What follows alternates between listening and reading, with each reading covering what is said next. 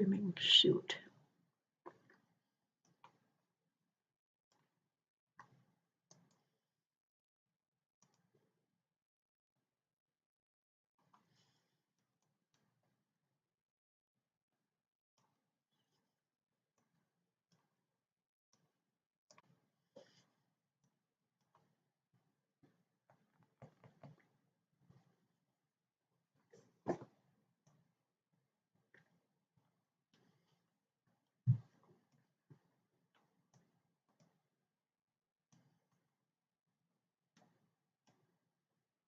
Okay, I'm there.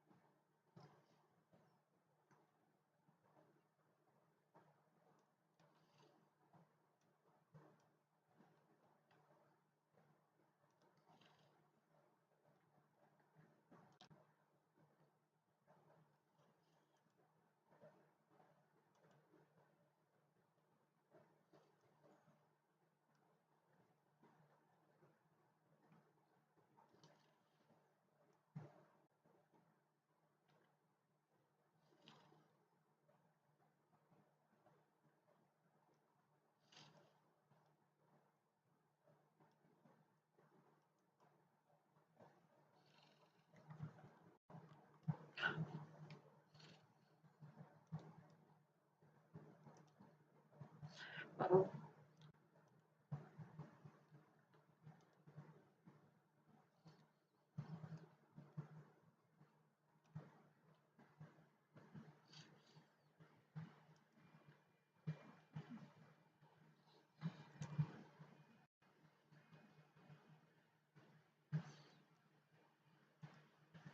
Janella and Joan.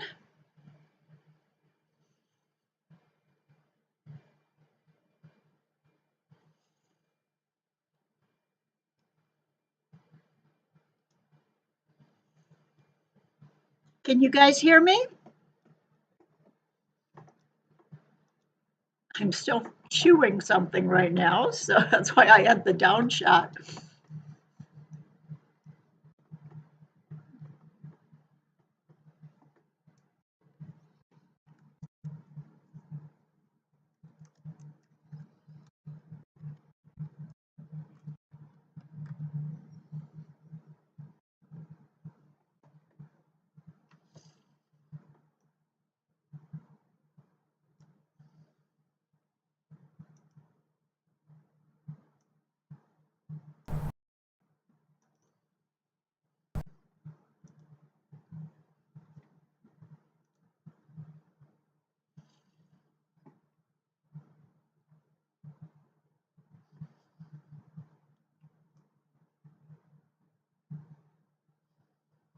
Hmm.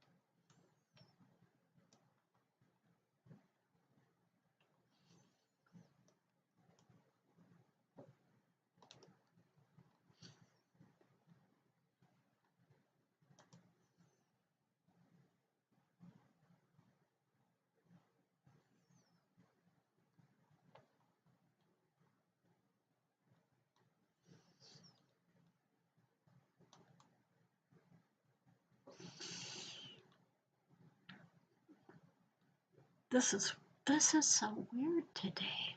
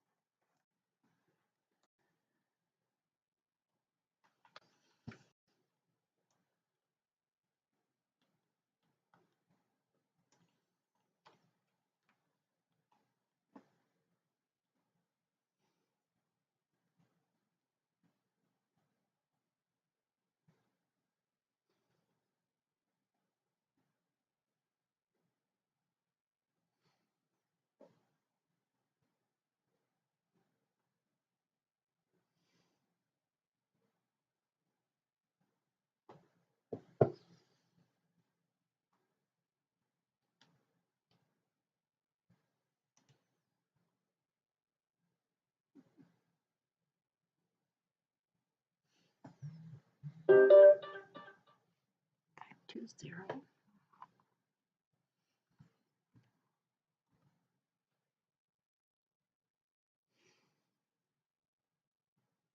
520,832.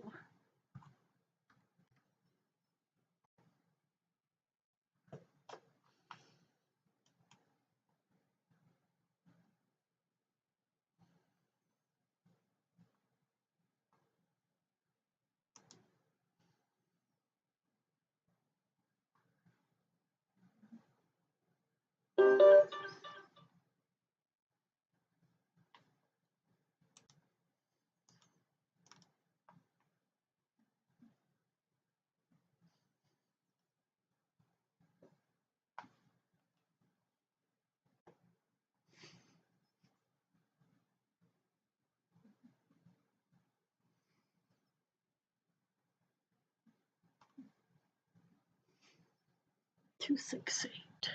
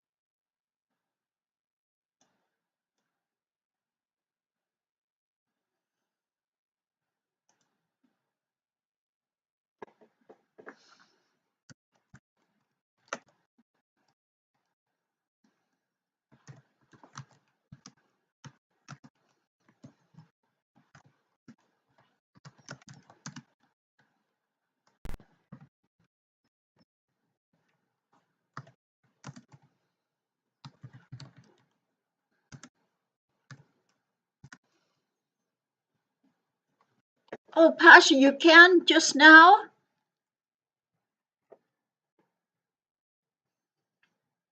I hope you can hear me now. I hope everyone can hear me now and see me.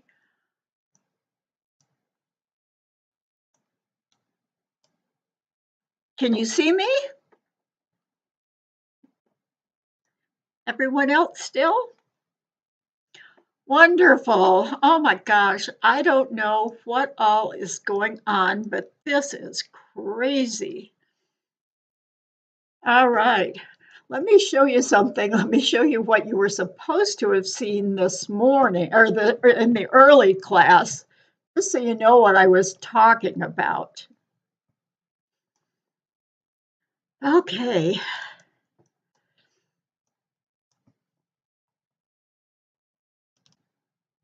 This is what you were supposed to see today. This is the centerpiece, and I don't know if I pronounce it right, of my triptych. I think that's the way you pronounce it, but I'm not sure. And I printed out the center that I had made in Inkscape, and I actually have an extra ring added on up here. I decided I want a thrown off ring up there, and then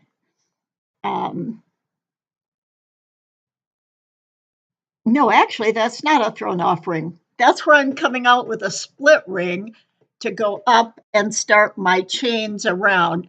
I really like the this center part, or the arc here, the arcs. And so I wanted to copy it up here. And when we look at it, I'll tell you a little more about that. But this is the centerpiece of my triptych. And here's the top. I'll see if I can go up higher now and show you more of it. Can't see all of it, but let me see. There's my top.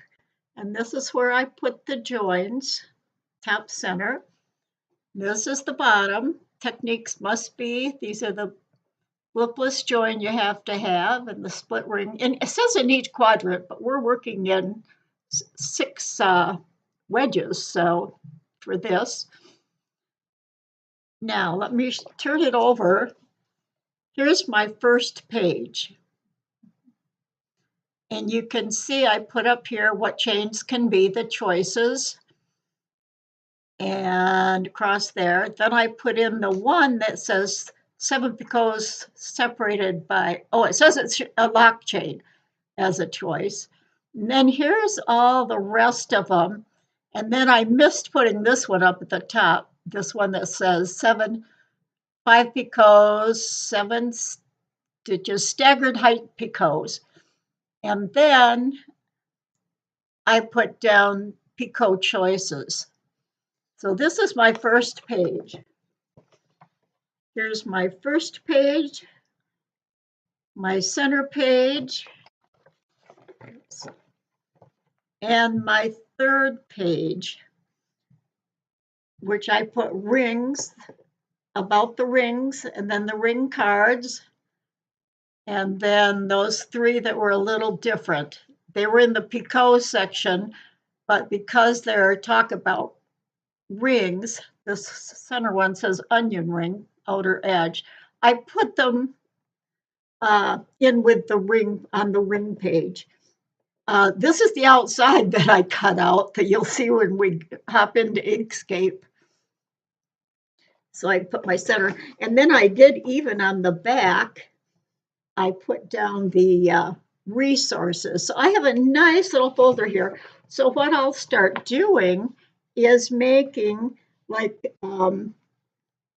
where I have a split ring and whatever I put up here, I'm going to start drawing colored lines over to whichever of these there are. Maybe if I'm using the picots on rings, and just start making all my little branches coming out. My main branch will probably come out and say chains, and then I'll have branches branching out to each particular one, and I can write on the line with, I can put the lines to whichever choices I'm making over here. The line will come over here. There may be some more branches. I haven't gotten to that part yet. But I tell you, some of these little ones are, this one is an individual. I had to cut them really close. You can see how I cut them out, a big section, and then I kind of cut out individual ones. But it was really time consuming, but I just sat and it was so relaxing. I really enjoy cutting and pasting. I put them on with double-sided tape. You could put them on any way you wanted to. And I'm going to use different colors for each thing. So as I go, I'll be showing this. And this is what I was working on. And I used it on cardstock. You can use plain copy paper. And I used just some black plumber's tape that I had, like duct tape.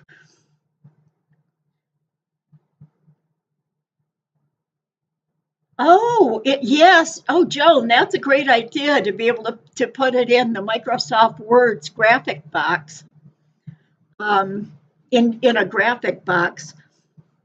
One of the things I found putting on the tape is I found the best way that was I laid out the piece of tape with the sticky side up, and then I stuck the first edge on like this, so I could see that I was going about halfway up. And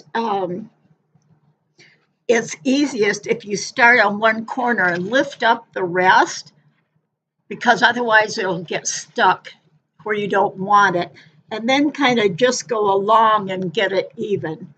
And I found doing it, I think I had it facing me this way, lengthwise towards me, and it worked good. And then I took the other page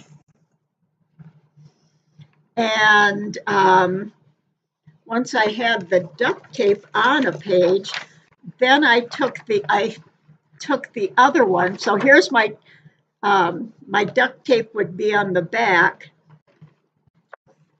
and then where the duct tape showed, here where it was showing open on the right side, then I, again, one corner at a time, I butted up right exactly against it and smoothed it down all the way. And then what I'm going to be doing is keeping it in probably a pocket folder, one of my pocket folders like this that goes in a file. And I can keep it all together. And I can keep the original on this side, or if I work on more graphs, I will be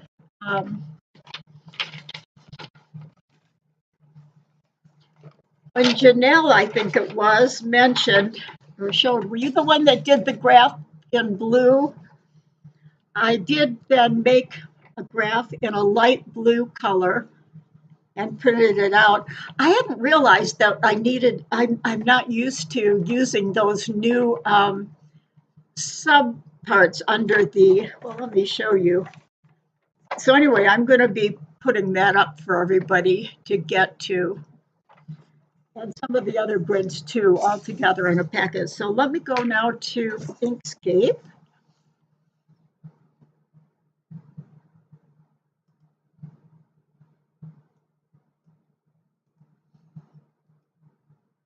All right. And actually, here is that. I'm going to put my computer forward now so that I can type better.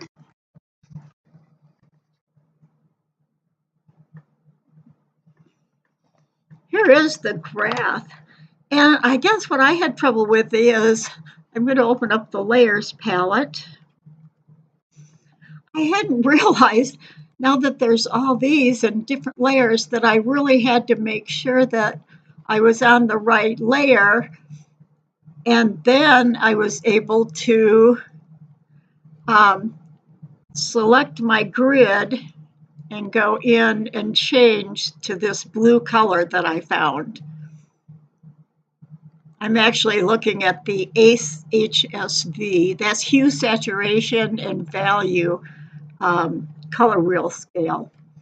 And I just picked one that I thought would work right and printed it out, and I really like it. So that's what I'm going to be using from now on for anything I do with 6, like snowflakes and everything that has the 6 hexagon shape or 6 points.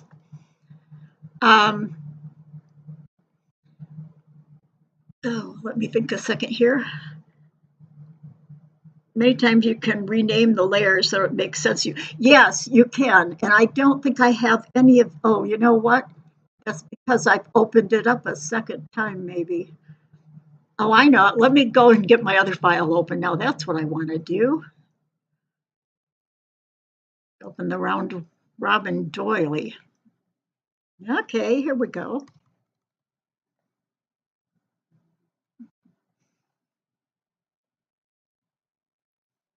I'm not seeing that I have any of these named either.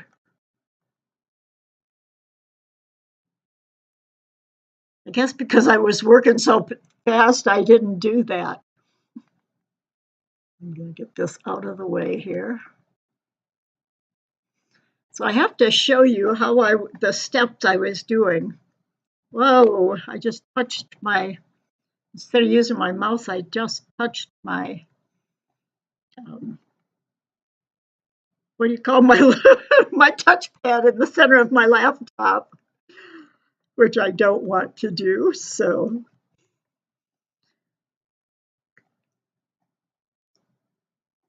I'm going to back out some.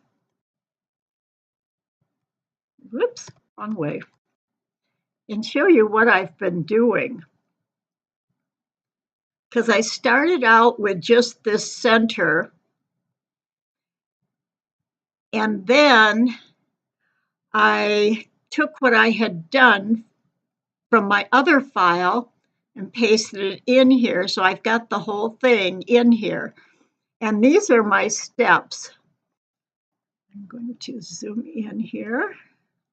I've been copying and pasting as I go. So here's where I added these.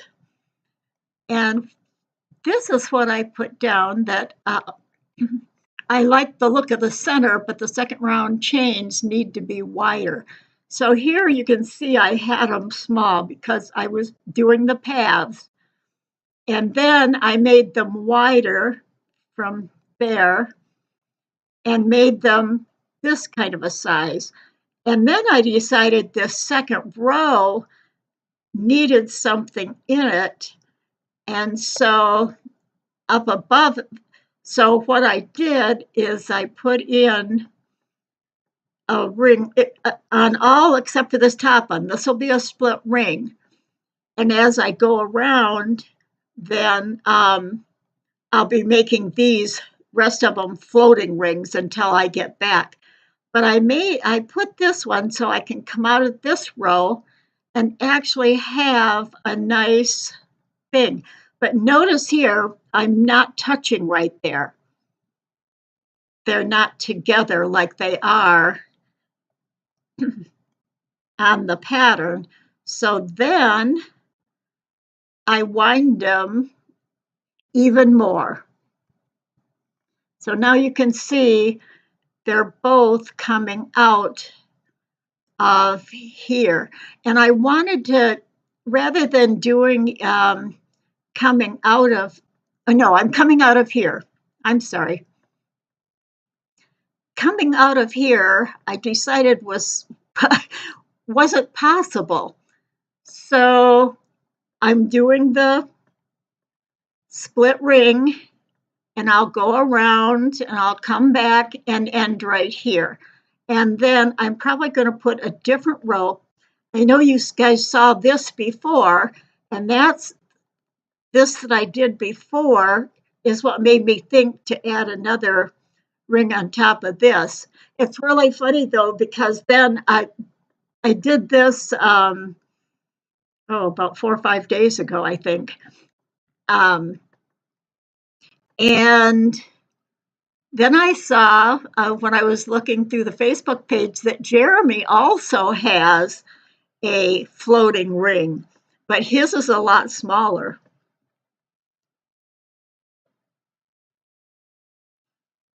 Okay, I'm reading. Many times you can rename the layer.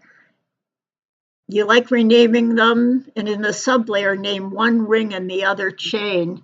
Oh, that's wonderful to keep organized. You know, I've tried in this class so that when I'm demonstrating, you'll see my layers all named, but I got to working fast and just making paths and everything that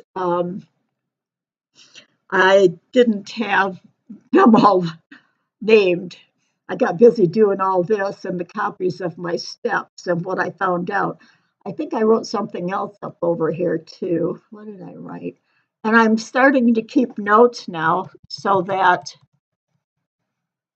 um, I can get everything written down for directions. Split chains, split ring out of first or out of third and turn work. I debated on that too, coming out of this third one. And then when you get to the end, you'd have to reverse work to get back up. So that was another choice. Do you tap the piece first and then the diagram after? Um, I tatted this piece out of size 21st because I knew that the round robin diagram and that Tammy gave out in the class wasn't to scale of the size 20 that I wanted to use. So that piece you saw setting on top,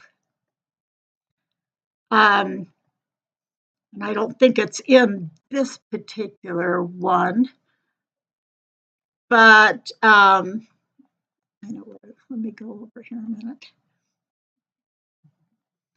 I actually did. I took my piece and I actually made a mistake. After I got to looking at it, I realized that when I came out first here, this isn't right. I missed one of the sections um, and don't have enough stitches. So I was already going to the second ring. And so I went to the second ring and then decided to keep going. And here I do have the right number here. There's actually the 4 and a mini picot you can't see and the 5. And rather than start over, I took this piece then and scanned it in and then manipulated to get the shape to match this. And this does match right up. Let me go back to my screenshot. Okay, I'm going to pull this up.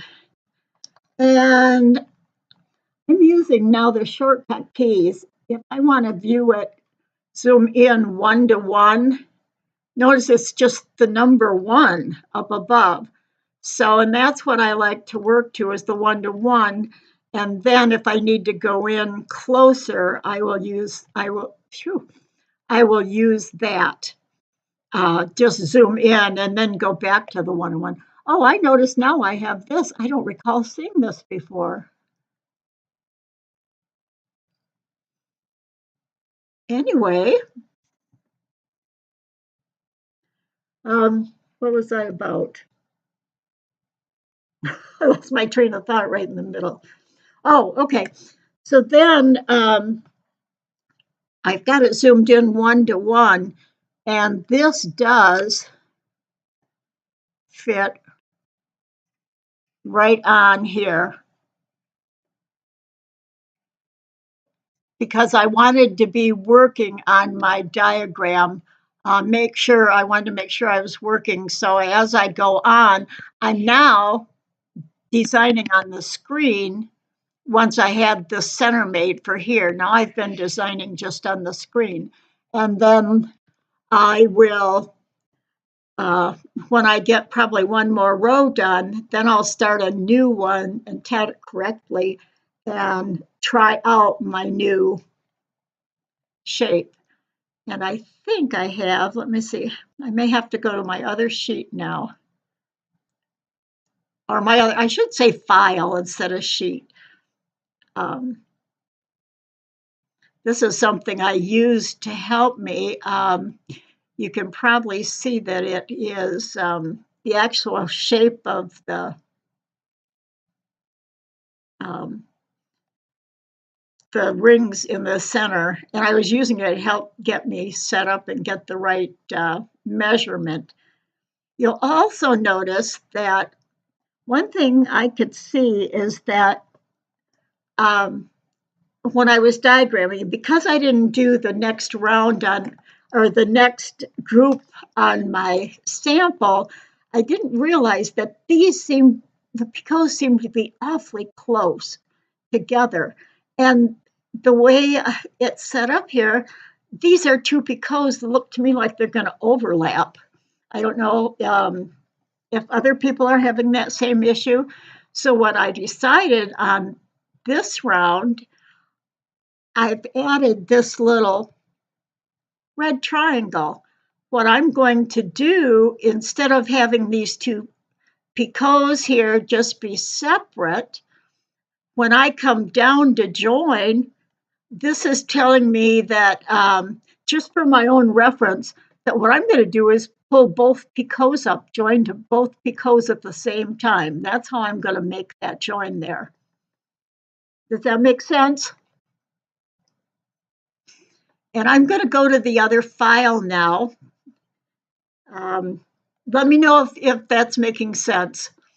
And then I'm going to go to the file that I've been working on for today's, for what we're going to talk about today. Put this one down. And I'm going to open up my, it's either one of these two. First, I'll open this one up and see.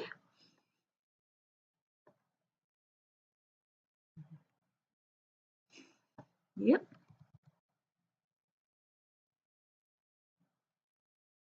That's going to be for the paths that we're talking about. And I think I have the other one. Let's see if it's this one.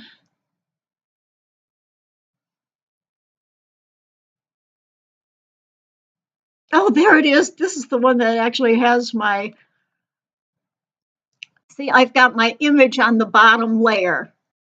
And I do have this labeled center image. And you can see if I turn the eye off and on, that is where I imported in the scan I took of I scanned it in as a JPEG, and then I brought the scan in. We went over that in the very beginning. What I just had to do is go to File, down to Import a bitmap or SVG image. Now, bitmap, that is your JPEG. JPEGs are photo files. They're not vector images. They're bitmap images. Remember, the vector images are what Inkscape uses with the paths. Everything is done in that program by mathematical formula in there, rather than pixels making up an image like you have in a photograph or on your TV screen. Let me just grab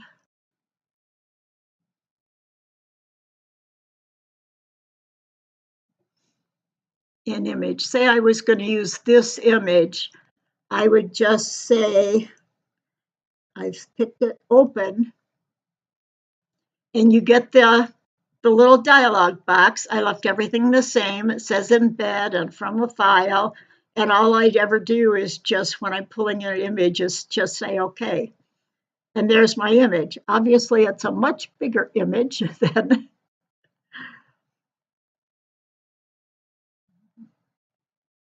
So that's on, I think, let me see if this one now is this path right here, I think. Nope, that's a paper behind. Maybe it's, yep, it's this one, the bottom one. It'd be good if I had labeled that heart and labeled this my round robin sample. So I'm going to turn that off. So that's how I got it in there. And then usually you're going to want to lock it over here on the right. I already have this image I already have locked because I don't want it to move while I'm working. The other thing you can do is, oh,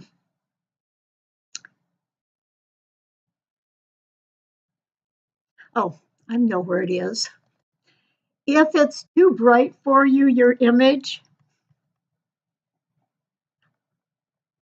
you can go down here way at the bottom. And it says opacity. It's got an O right here. Here's your fill and stroke, and here's your opacity. And if I go down,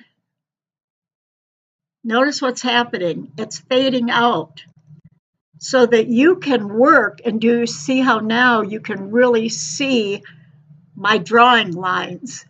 And the image is just way faded out. So it's easier to copy over it and actually see what you're drawing. Okay, any questions about that? I'm going to just slide this down out of the way. It makes sense. Great. Okay. I guess the real answer to your question then, Joan, is I do both. I tend to start with a pencil sketch first and start tatting, and then when I have enough, I'll pull it in and to Inkscape, like I just did with my heart image. And I'm kind of, now that I'm using Inkscape a lot, I'm finding that I'm loving designing on it. However, sometimes I will have the same thing printed out and sit in the evening when I need to have all the electronics off and pencil sketch more in. A lot of people would just sit down and tap from there and then write their pattern and then pull the whole thing in and diagram it from there. It's kind of personal preference, and you'll find as the more you do this that you'll come to find out what your personal preference is in working.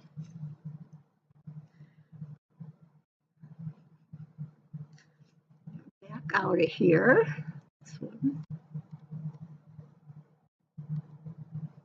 Oh, here's another one.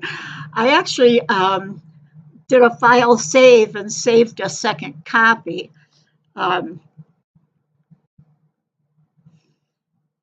Because this is what I had designed to begin with going on, and I moved it off of here, and this is where I started with the rest. And so I have all of this, and I really could copy and paste any of it into a new file and do something totally different with it, because it's just amazing the things you can find that happen and that you don't realize are going to happen.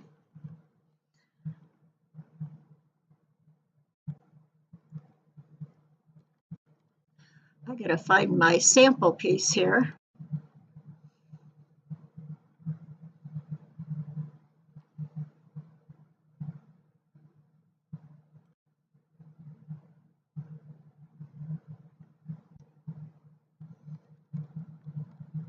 Here's another file that I started using when I was working on pattern on a path. This is what we're going to do some of this today, just to review. I actually did this on a path, and let me get something going first, and then we'll, that's still not the one I wanted.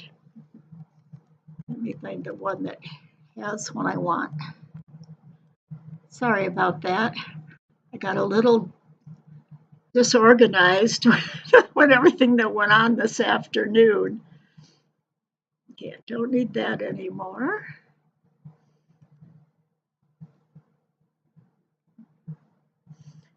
It's not that one.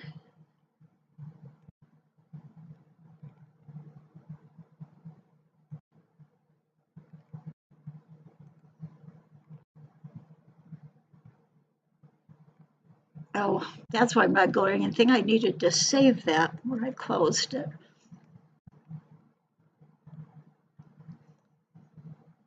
Okay.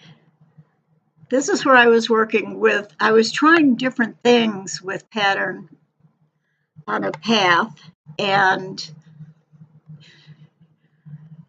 this one I thought was really quite interesting. And I started out just with this, and as I was playing, some of the things I did came out with different um, results than I expected. And I got this. Even this, I'm kind of intrigued by it and thinking, who knows what I might be able to do with that with something, maybe not even tatting. And here's another thing I got when I took my one and did a single, I think it was a single stretched image, and it gave me this strange shape out of a ring. And then this is instead of a circle path, this is a closed path. So I'm going to go to this empty space here and go through. I think I confused everybody when I was talking about paths, and then I changed and was also in the same class session talking about using markers to make your path and rotate. And I got confused. I think I confused everybody else. I know. That's what I thought when it came out. That's why I didn't just delete it. I thought it does. It looks like an acorn. Or if I would, what's interesting in diagrams is you see things that you hadn't noticed when you're just looking at a tatted piece. Well, oh shoot, whose is it that has the, yeah. But watch if I flip it. Whose is it that has the cowboy? Kalian? That had the round that looked like it had a cowboy in it? It reminded me of all the little ladies in a row that Muscan was working on one time, and I know some other people have done it. Look at it this way, though, except for the little, whoops. No, look, there's something else. That almost looked like a cowboy hat. Why is it? Okay. You know what? It's paths. If I rotate it, it looks like a painter. Yes, a beret. That's what I was saying. It looks like a beret, a face with a beret. But now it looks like this. And I think it's because these are the way they were stretched when I put them on a path, rather than having them go on, so that I ended up with something like this. And I'm going to show you how to get the right one, and we'll go through some things as how you make it. But this is what I love about playing in Inkscape or a program like this is, who knows, maybe I'll want to tat something that starts with this kind of a center with overlapping. I could do it overlapping big chains instead of rings to get the round shape. So you just never know. But let's go through the simple way to make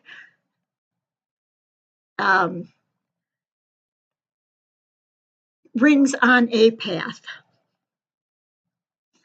Okay. And I found that, remember how I showed you one time how I make my rings from a circle? I have found that it's even easier. Oops, I got my fill on. And I don't think in the beginning when I was talking about fill and strokes that I think I was trying to color the strokes differently, and I believe I was using the control key instead of the shift key and not getting what I wanted. So this time I'm going to do it correctly. I'm going to go down to the arrow right here and click no fill. But now, if I click off of it, oh, I do have a stroke. Oh, I already have a stroke.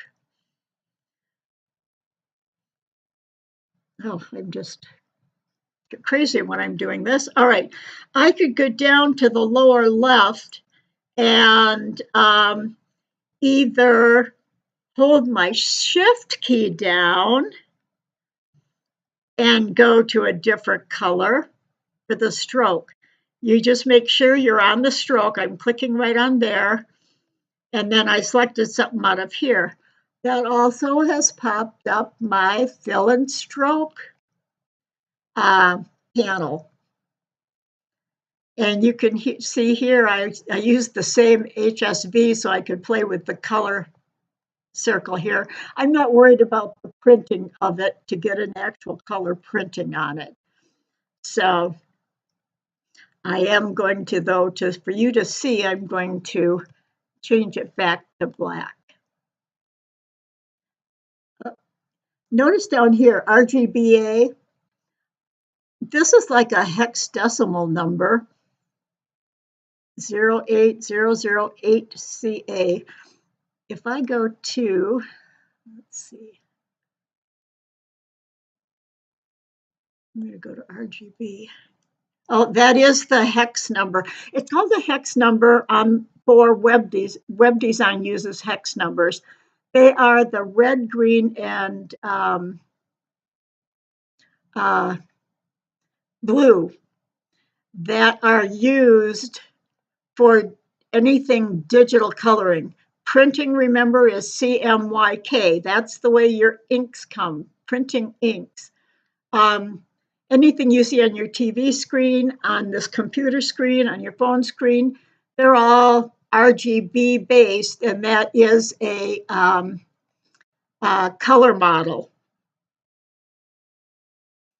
And it's red, green, and blue because the color for digital is made up of those three colors of light added together. You know, normally when we look at things, even if it's a printed out paper or anything we see, it's a combination, it's a subtractive color model.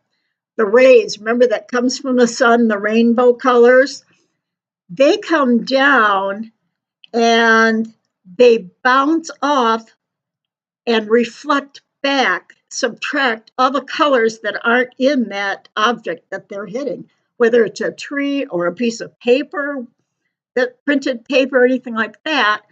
And it subtracts out all the color except for the one that you're using. And that's how the printing inks are based, because they're not actual light. They're, oh shoot, how do I want to put that? The words were in my head and all of a sudden they popped back out again. They're made of, depending upon the materials, like if you're painting, like I've mentioned before in the design class, even if you're painting with watercolor versus acrylic color, you mix your inks or your paints a little different way because they're made of pigments. RGB, when you're looking at your TV, they're getting a digital light from inside the TV that works with the TV or your computer screen. And they're a combination of three colors of light, but not the light that's coming from the sun. It's your artificial inside your TV screen or computer. You're probably learning a lot more than you wanted to in an Inkscape class. But now I have got my object. I want to, it's an object. It has no nodes yet. If I hit my N key, I don't see any nodes. So remember, to get your nodes, you can go object to path, or you can hold Control Shift C. Now I have nodes. And I usually take the bottom one and select it and go up here and make it the corner. This is a total review. You've seen it a lot of times. But I never always liked the shape. I'm going to get my selector tool, which is S. The shape to me was a little funny there, but it really is a good teardrop shape. But sometimes I like to get my N for my node tool again, which is edit nodes right up here if you're clicking on things. I would move these two up a step each. But I also found that if I just take this one and use my keyboard down arrow, move it down one, that's one movement instead of two, moving these up. And I do like that shape. So now it's a path. It's no longer a circle object. It is a path because it has the nodes on it. And either an object, plain object, or a node object, as long as it's just one, or not object, or a path, as long as it's just one path, you can use as a pattern. So I'm going to put it on a circular path. So I'm going to hold Control and Shift to get a circle, and I want it bigger, so this will fit around. And now I'm going to, turn that into, an object to path, because this one doesn't have to be. The pattern itself, if it's a single piece, doesn't have to be a path. But this has to be a path because you're putting the pattern on a path. And so now what I'm going to do is just back out a little so you'll be able to see when it happens. I'm going to click and copy this so it's on my clipboard. Now I'm going to go to Path Effects. And here's my Path Effects menu. Remember, it has nothing on it because we haven't gone and picked the effect we want. To get it down here, the first time you open it and it's blank, you get the plus sign down in the lower left corner here. Remember this, where I go down and find put it on a path.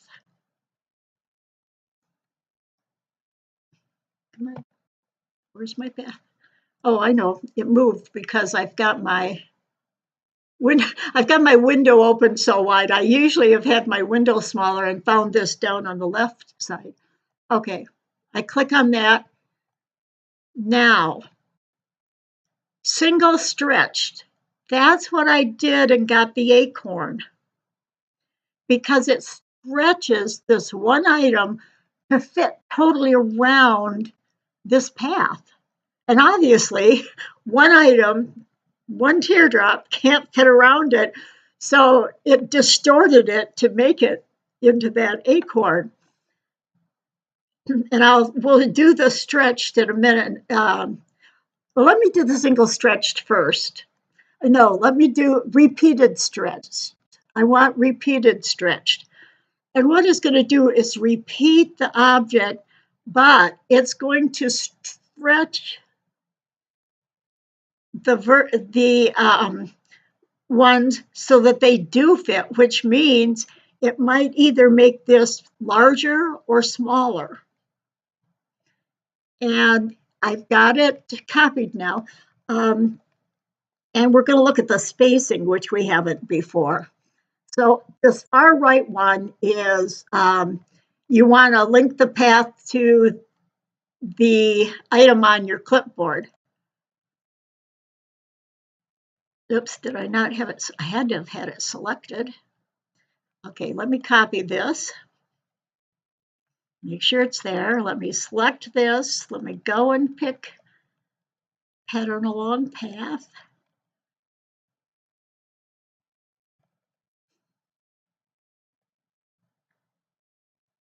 Repeated stretched.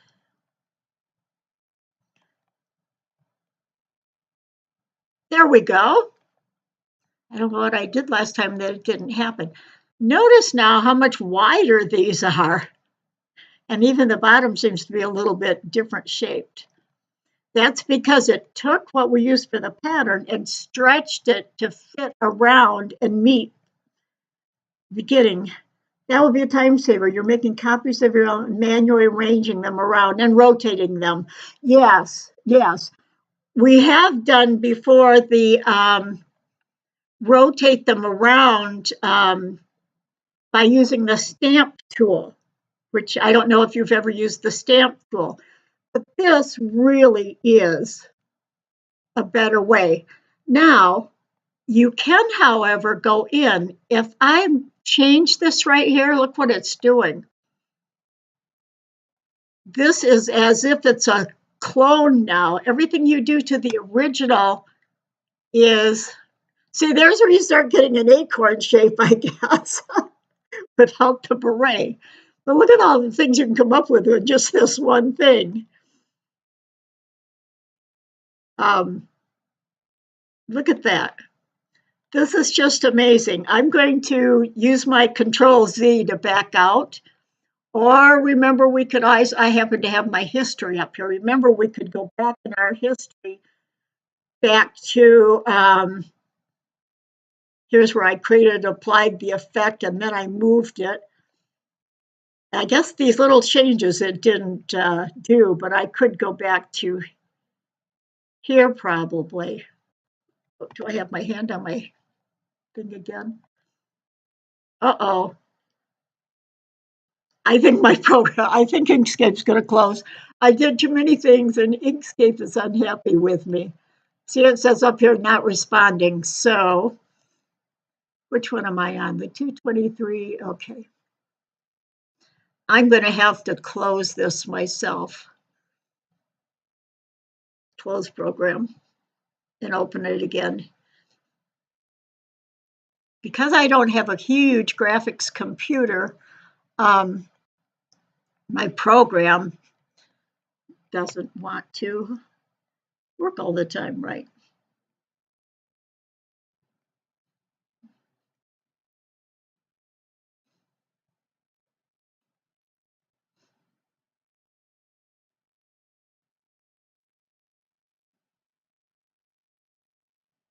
Oh, my experiments.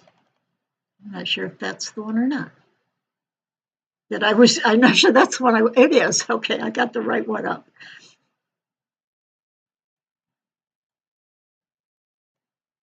But I didn't save while I was doing that, so it didn't work. So I'm just gonna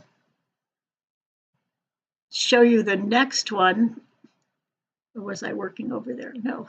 Here you can see one where I did it unstretched and it doesn't meet here. I don't remember which is my original shape here.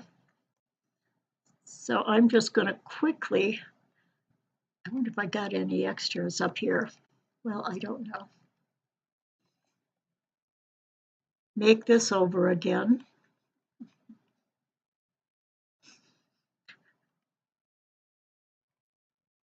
Okay. I've got nodes. I'm going to unfill it. And I'm going to go down here and click on unset. Because my stroke is unset, if I just click on that, it pops up my stroke, fill and stroke, and I can click on stroke paint. And now I have a painted one again. There, when your program seems to be lagging, go into the File tab, hit the Cleanup. Oh, thank you, Katia. I did not know that. File. Oh, Cleanup Document. Thank you for that. I did not know I could clean up my, I think maybe I knew it maybe, but it's not something that's sure wasn't anything that stuck with me. So I'm just going to get this shaped again. Okay. I'm going to hit my S key to get my selection back. I'm going to get my little circle made. I'm not even going to worry about whether I have a fill on this or not. Okay.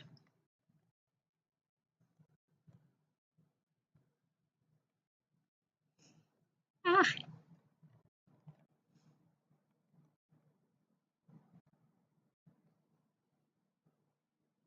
minutes before class tonight. Yeah, every time I'm in Inkscape, it seems like I learn something. And that's a wonderful one because obviously you all know how often I've crashed my Inkscape program. So I'm going to go back. I still have my paths up here, right here. And I don't know if I copied that to the clipboard. But you do know what's going to happen. It's going to fill it in, and if it's not right, it's going to maybe leave a gap. Let me just go. Oh, I got to select this. Okay.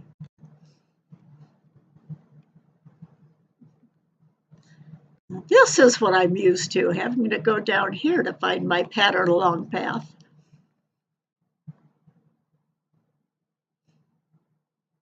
And this time I'm going to show you, well, first let me just, I forgot it's single stretched.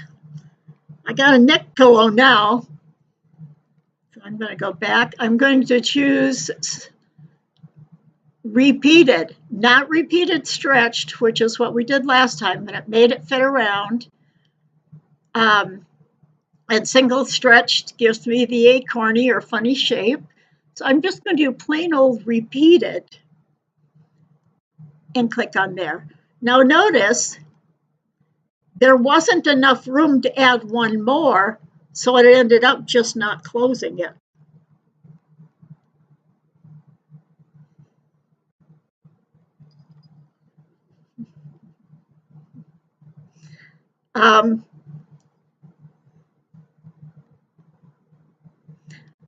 But now we could space these out. I could either change the size of this, whoops, until they, I got them to, I guess that's as close as I can come to fitting. And then I could work with this, but you're not getting, and it's even got a funny dip down here.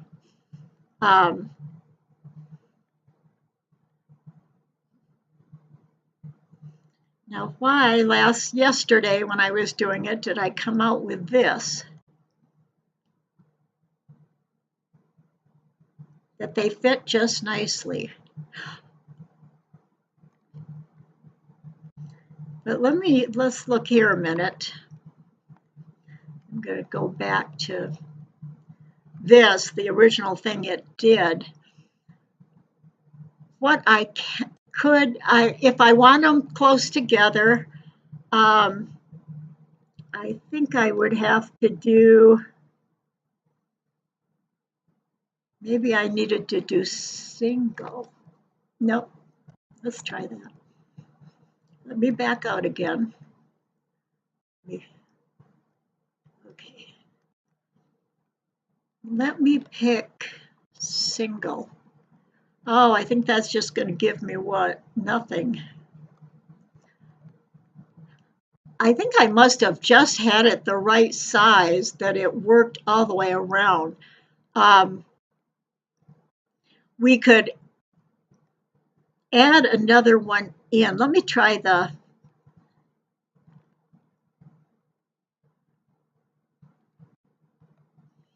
isn't that crazy? Sometimes I get it and sometimes I don't.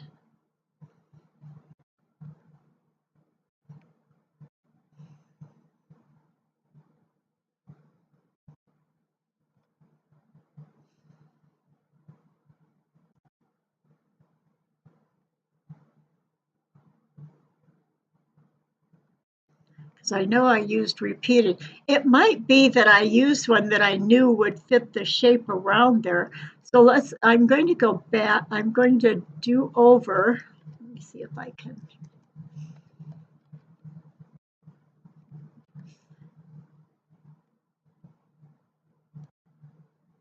What I did. And select them. Let me do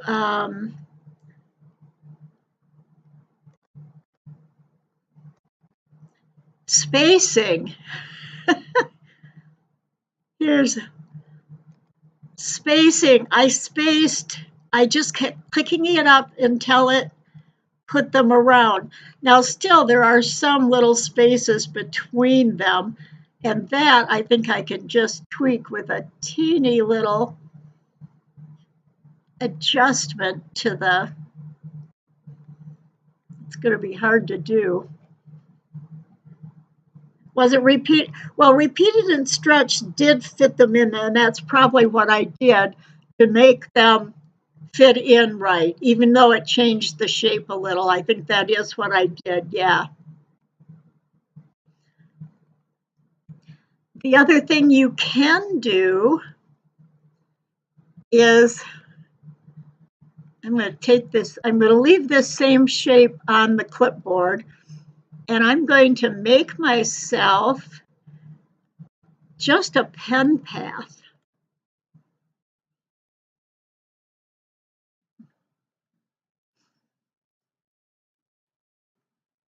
I just switched my node tool, make a little path like that. I'm going to move this out of the way. Oops, I can't right at the moment. I'll move this down.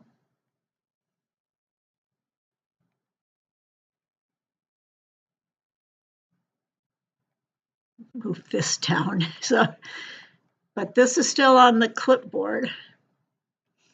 So now I'm going to choose this and do the same thing. Pattern along a path. Single stretched. But that's what I get with a line. Now what if I make it repeated?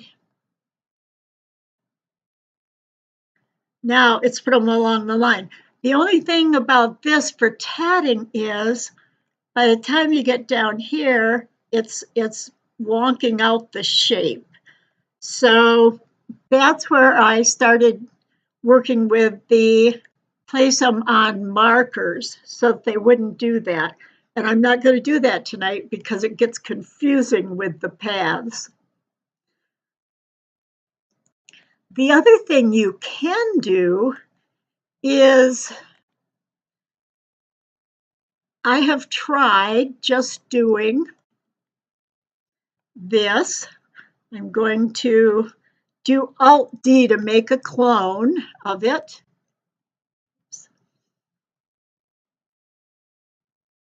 Okay, there's my clone. I tried doing this, putting them next to each other and attaching what I thought was a chain attached.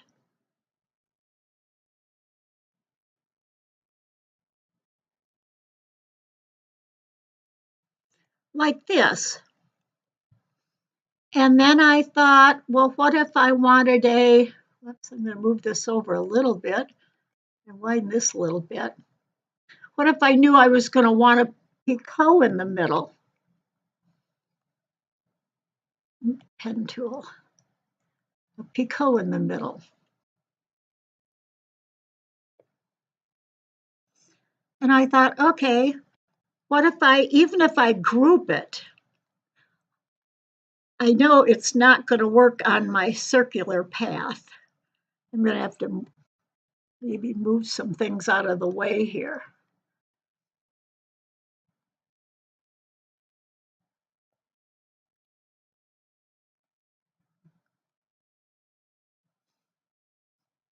And then I'm going to make a new circle for the, whoops, go up and get my circle from up here. Make a new circle for this to go around. All right, these are separate, and I copy them, and you're not going to get what you want because this time when I go to do it on the path,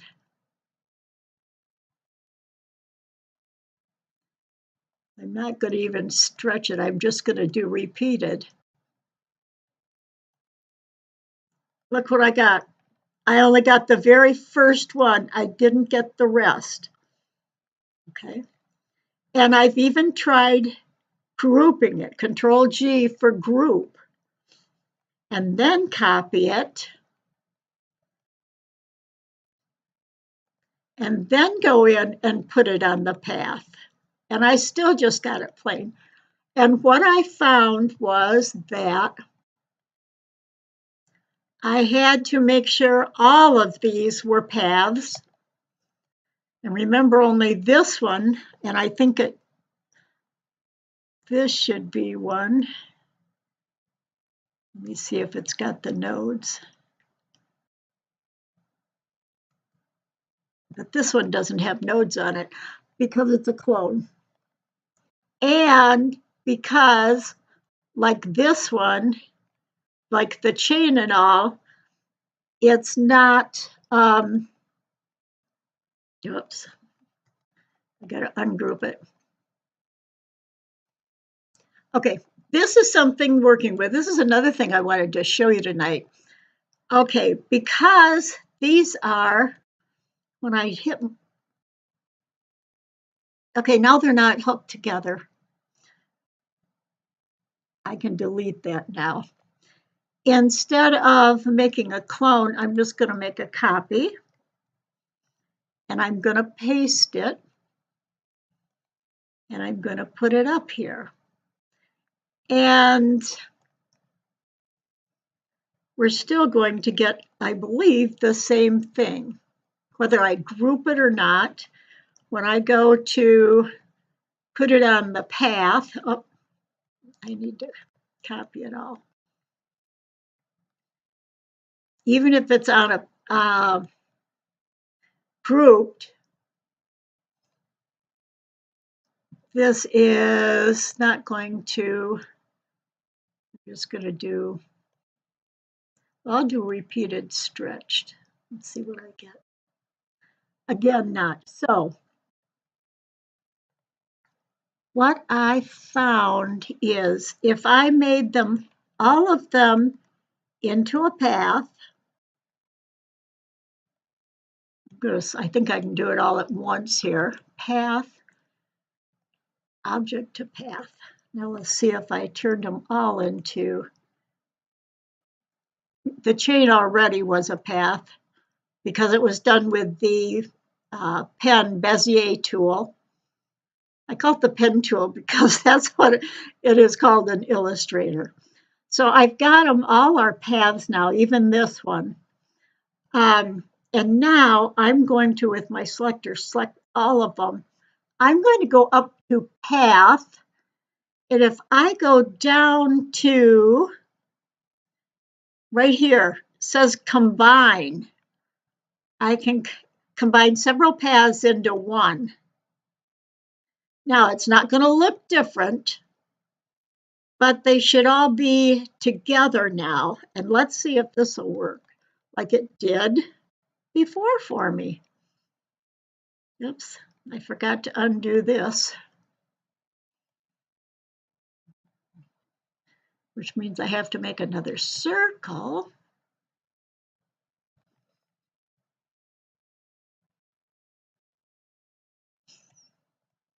Okay, I have my pattern copied to the clipboard. I have this. I'm going to go down and get my pattern long path again. I don't want single stretched, repeated. I'm just going to try repeated.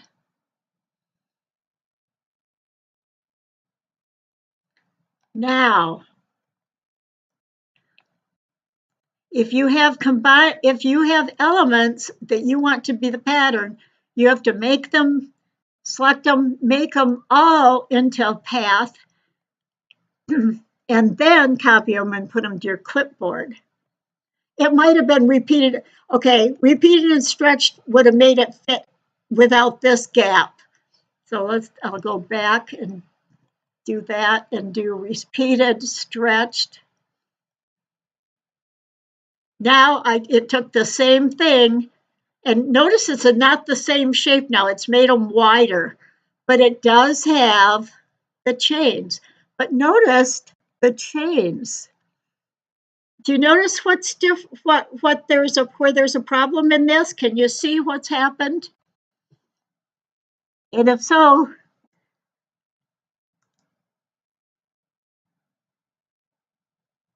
oh, I'm going to show you that. Just a minute. Joan,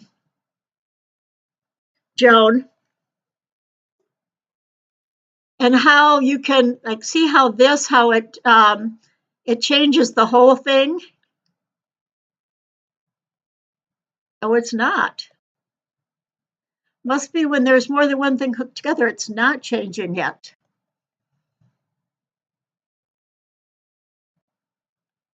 Okay, I'm using shortcut keys. What you want to do, let me back out again. Okay, you when you make your circle, I forgot to turn it into a path. I have to turn the circle into a path too. So path, object to path. Because when you make a circle or a square from these pre-made selections, you're going to, it's an object and it has, it doesn't have nodes on it. To get nodes on it, you have to make it a path. And then when you use your node tool, like right here below the selection tool, oh, look at the nodes that are on there. Wow. Maybe that's because it went along with the all the copies from here that I had. I bet that's what it was.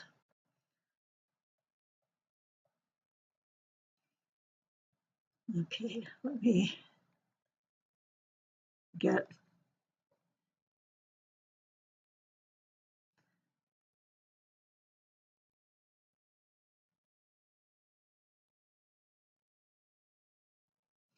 That's the unstretched one. I'm just going to work on that for right now. Notice when I have this selected, let's see if what I think might happen works.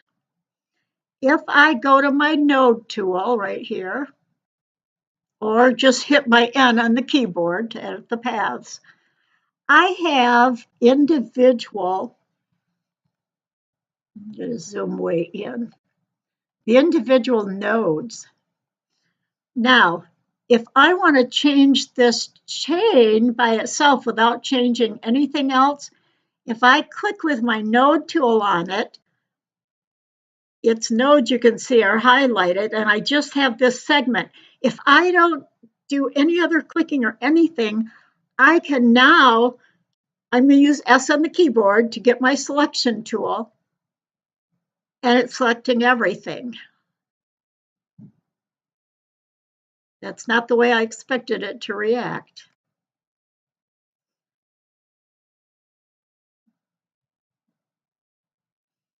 It's going back to everything.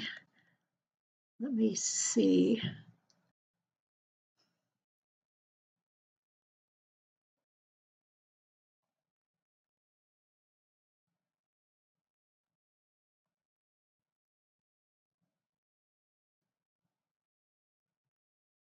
Yeah, this is not working on this one. I wonder if it's going to work over here. Let me try it on the actual chain. Select it with my node tool. I bet it's because my original one was a clone. No, I didn't make this one a clone. Maybe just, okay, here's the thing. You can see how I did get what I wanted on some of these.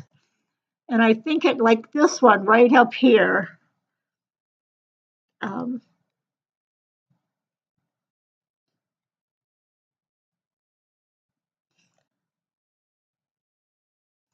me see on this one if what I'm,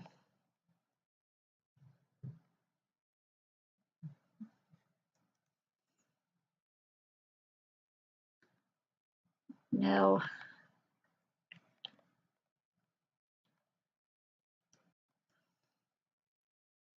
Okay, well,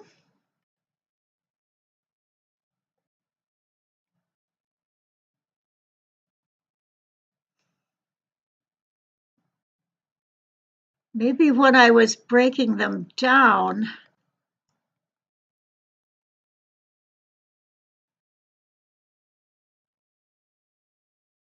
I guess right here I can just pull this and change it.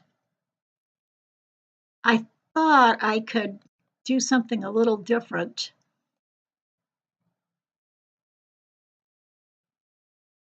I can also grab the line.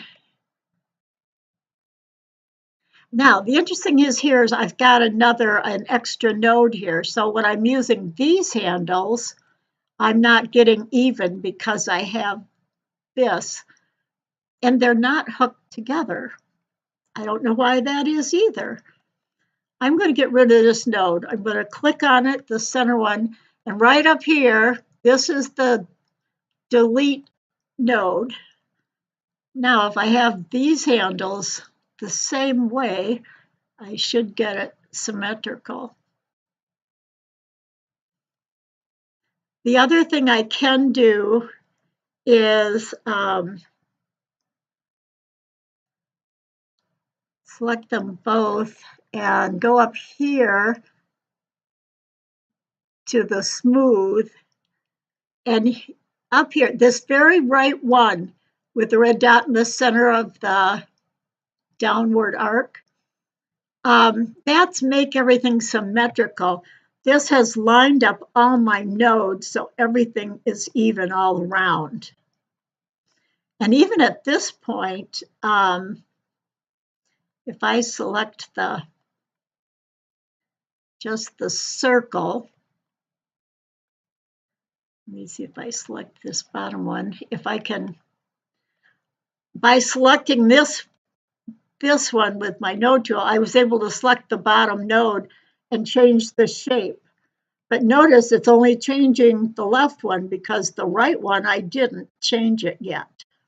So if I select to the right one, and to get the ring nodes instead of the chain nodes, you can see they're showing, but they're underneath this ring. So I know when I selected this, if you select right on the shape, whoops, I double clicked and added a node. Every time you want a new node, you can double click. I know that the circles on each layer even has different levels. I'm not sure if I ungroup them. Maybe that's what I missed doing. But I'm going to select this and click again on the make it into an angle. And now all of my copies have the angle shape. This is one of the reasons why I do like to, like for the round robin, if you've already got part of your pattern made, if you scan it in and then from that, make your rings the correct size and put the right same number around, they're going to all fit around. If not, basically what you have is you're going to be using the diagram to build your pattern. Then you want to tat your piece to fit the number of stitches that fit around the diagram. Does that make sense?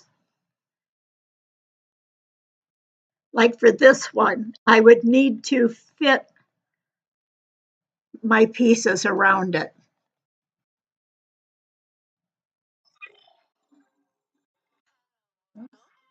Excuse me a moment.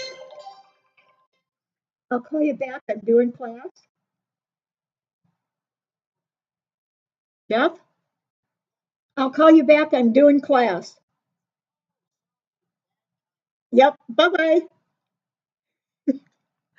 That was my brother. He lives in Texas. And we are running overtime because we started late, and we did class time starts a half hour later. So he doesn't know the changes or that we're running over. But I want it quick. This is a real quick one, the onion ring. I'm going to do that really, really quick. And I'm going to make a brand new, oh, this up here, somehow this got changed. And what I have is the partial circle here selected. I want it to be the whole full, which is the red dot, full circle, or full oval. So this, if you get a funny shape when you draw it, it's because this right here was not set to draw you the right, it's if you want to draw an arc or something like that. But it does still have a fill in it, which is a whole nother topic. So I am just going to use my keyboard to make it into nodes and do this. It's easier to see how the shapes change. Now all we're going to do for this is, first of all, we can change how close together we offset it or inset it. I'm not sure what I'm set on right now, but I'll do it this way and then we'll look where you change it. All I'm going to do is I'm going to do Alt-D to make a duplicate, not a clone, but a duplicate, which means all it's doing is the paste in front command, as if you did edit, paste in place, not paste, paste in place. That's Alt, I'm sorry, no, I just made a clone. Alt-D is a clone.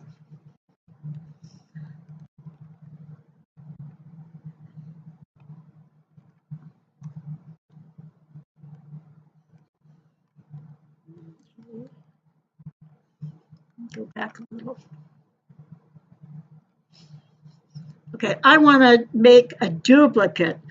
Control C is copy. It's not, it's Control D. Control D is paste in place. Alt D is clone. So Control D, all I want to do is paste it in place. Now I'm going to go up to, and let me make sure I have two. Yep, I have two copies. I'm going to go up. There is one that you can find. I mean, you can find them out on. Well, let me finish this for a minute, and then I'll talk about that join. I started making one, but then we found one, and I can't remember the link that I gave out for it. It's off the top of my head, I'm not thinking of it. I'm going to just go to Object, go all the way back to Outset, because I'm going to consider what I made my inner ring. This duplicate is going to be outside of that. I'm going to do Outset, which is right here. And now look.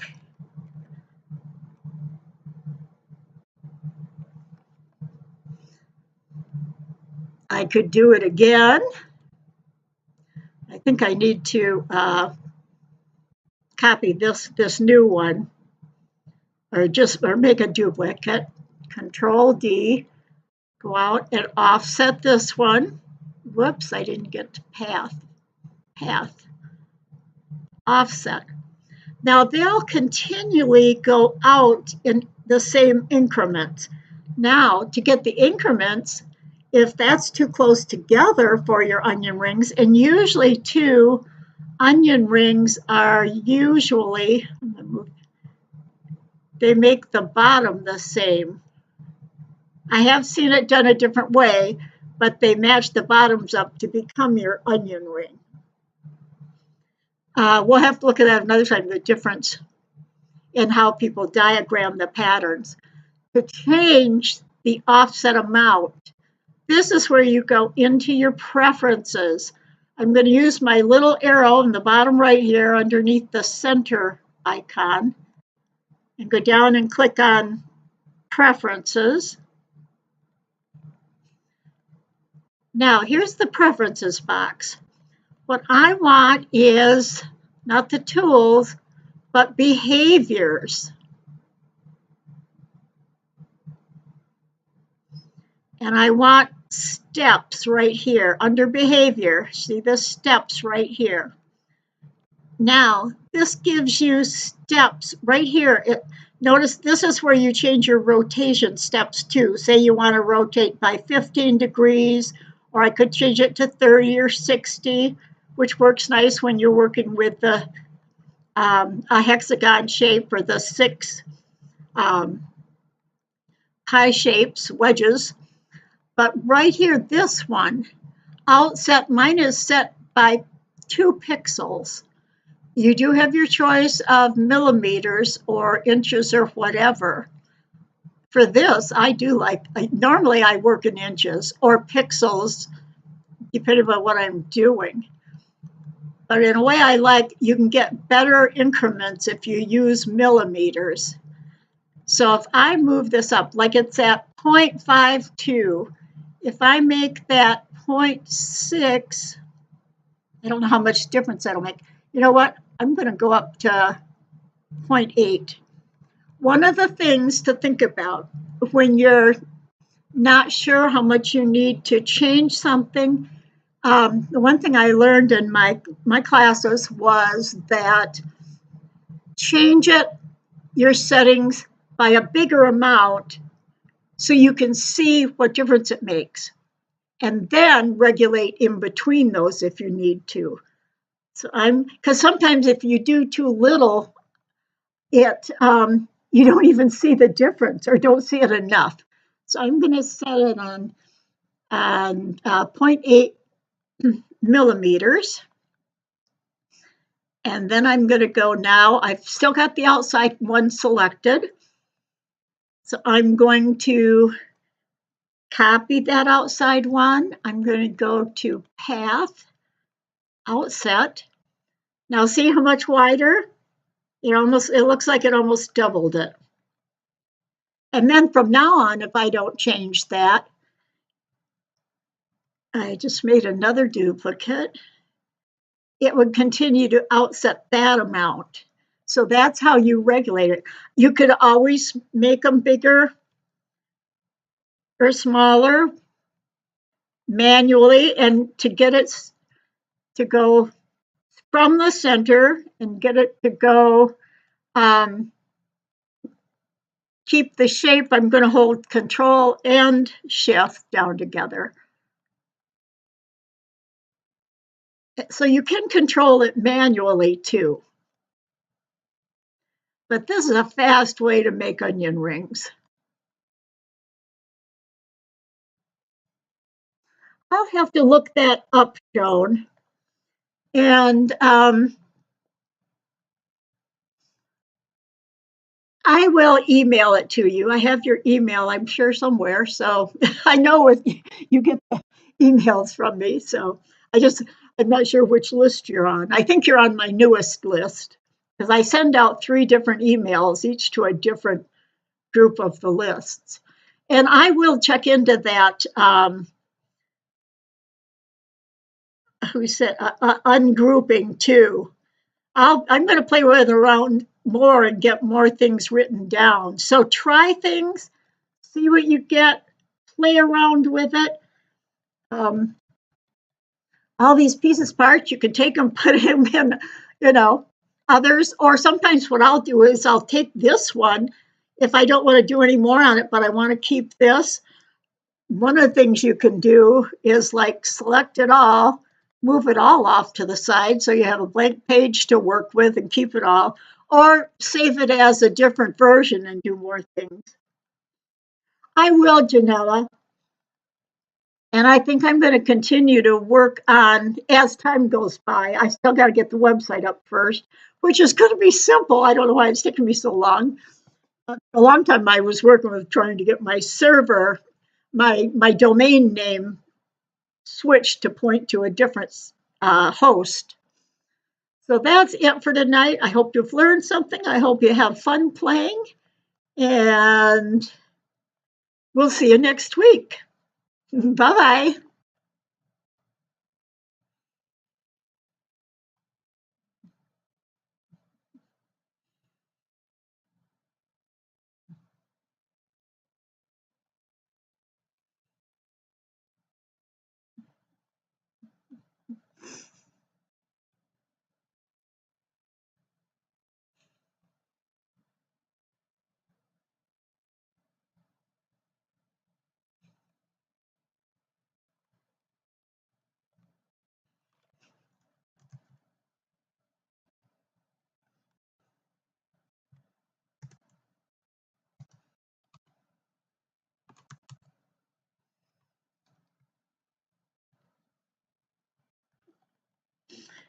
Great class. Thank you, Joan.